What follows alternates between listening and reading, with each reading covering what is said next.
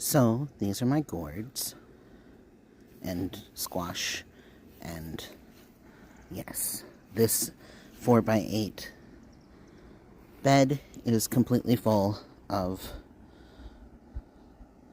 squash friends. And here are my peppers, and here is what the deer have been doing to my peppers. I had them planted in containers because that way peppers are actually supposed to be, or they're from the equatorial regions, and so they like a lot of heat and a lot of sun, and they're not actually supposed to be annual plants. They will keep growing for more than a year if they're kept in enough heat. And so my plan is to take the pepper plants either indoors or into a greenhouse situation. Here, come over here and see the rest of the deer damaged ones. So I'm going to take them indoors and try to see if I can get them to overwinter and, yes, behave as they would in the wild. And you can see here my first attempt at making a chicken wire cage to keep the deer out. So that is what I am doing today.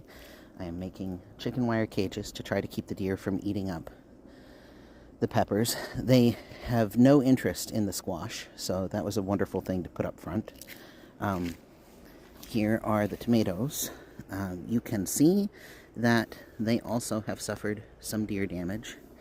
Here's the tomato bed. It is not looking very great, but it will get better. Here is a tomato that escaped and wanted to come live by the squash. I'm not sure if that's something a squirrel dug out or what. Here the squash are trying to overtake the sunflowers. Sunflowers here.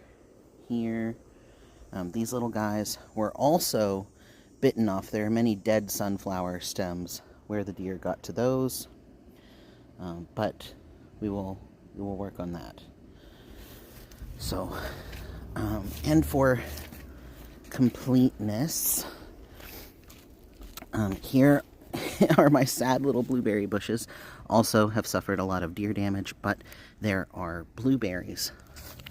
Just a few on the blueberry bushes. This one is completely dead. There was another blueberry down here. Aha! The one solitary blueberry